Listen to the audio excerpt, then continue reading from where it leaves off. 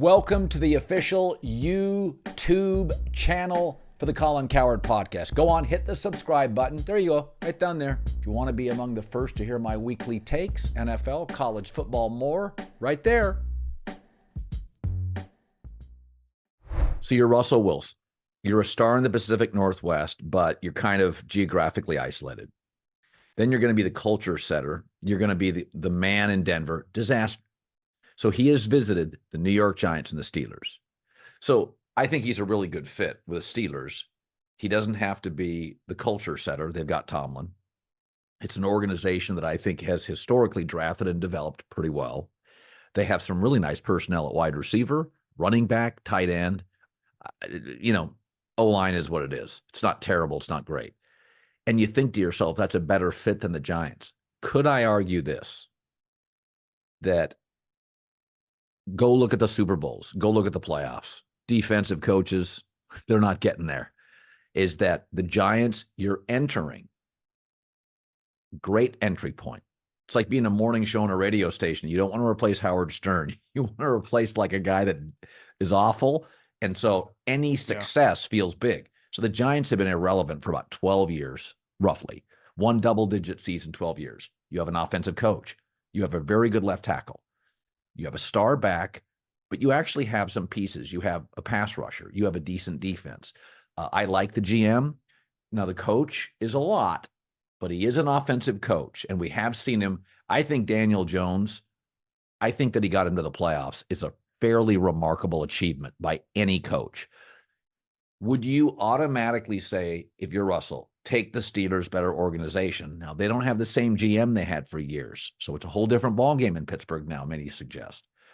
Giants, Steelers, is it as cut and dried as we think that Pittsburgh's the better fit? I would be begging the Steelers to hand me that one-year veteran minimum contract to sign. I wouldn't touch the Giants with a 10-foot pole if I was Russell, from the sense of he has no equity in that market. That you talk about a pressure cooker, that if it's still ugly, he would be getting crushed. That the magnifying glass on that division, right? Playing the Cowboys, playing the Eagles. Now Washington is going to be much more competitive. It's the highest rated division in the league, so everyone's paying attention. And if it continues to be ugly, I don't know if their team is good enough to overcome that. And it could really it could end his career. Well, I have a hard time, even if he just is average now. Well, the Steelers have been competitive with below average quarterbacks. So if he's just average, they could be competitive, right? To me, the Giants, I mean, Colin, they were really, really terrible last year. And it was they lost their quarterback to a There's torn an ACL. argument. It wasn't like every guy was There's hurt an on the argument. Team. Daniel Jones. And Saquon's probably gone in free agency, you would think. I guess you never know. But I said this last week on the show. The Giants, Daniel Jones without Saquon Barkley, only Carolina's offense is worse. That is a disaster. That is the bottom of the well.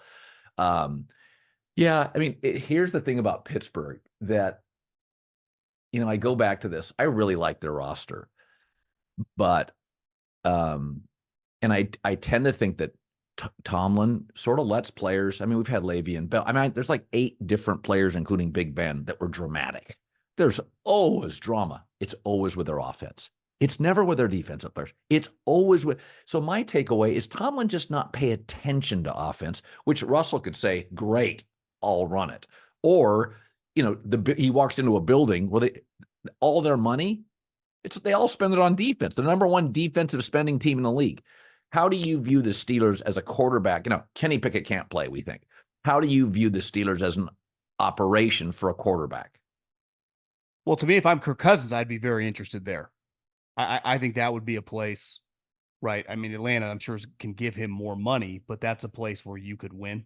And that is, they've been, kind of a disaster relative to their standard. They've still been making the playoff. They've just been a one and done team. So that they have a bunch of guys. They have really, really high end players in TJ Watt, Minka Fitzpatrick. They have a second pass rusher. Cam Hayward's still around. Like you said, they always have skill guys. The running back duo, Najee Harris really came on at the end of the season. Warren, the little back, really good. There's a chance. What if Russell's not really functional in this modern day NFL and the way he's playing now? These coaches want you to have more than the one read ability.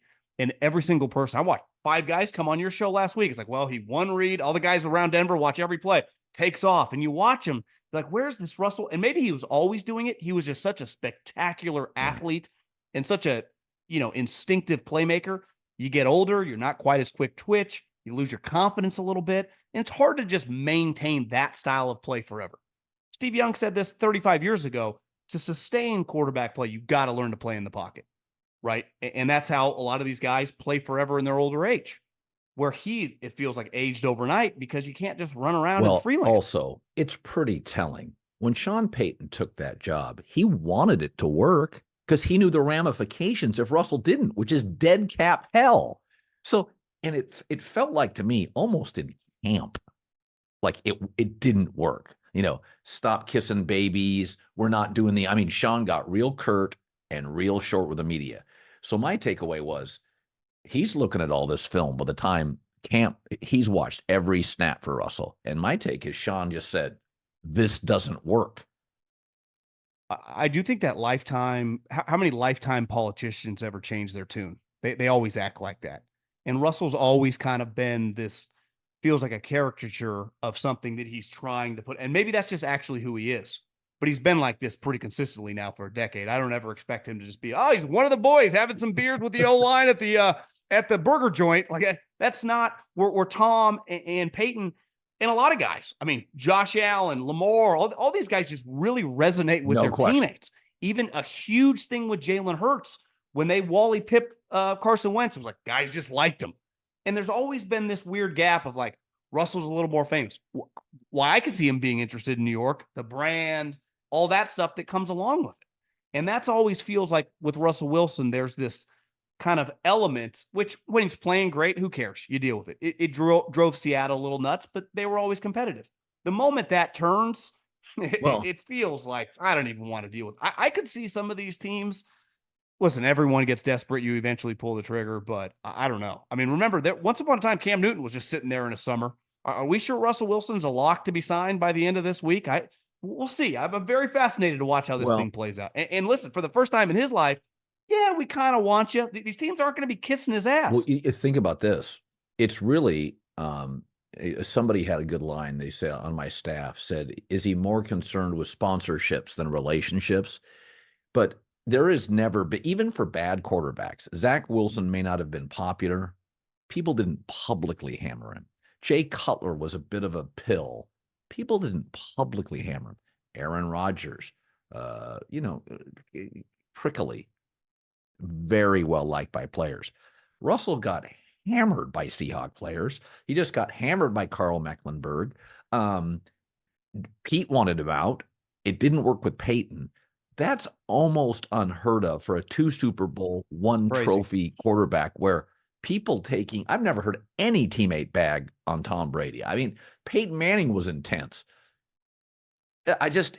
Some of it, like I said before, if there was a documentary tomorrow on Russell Wilson, you'd name it. There's something about Russ.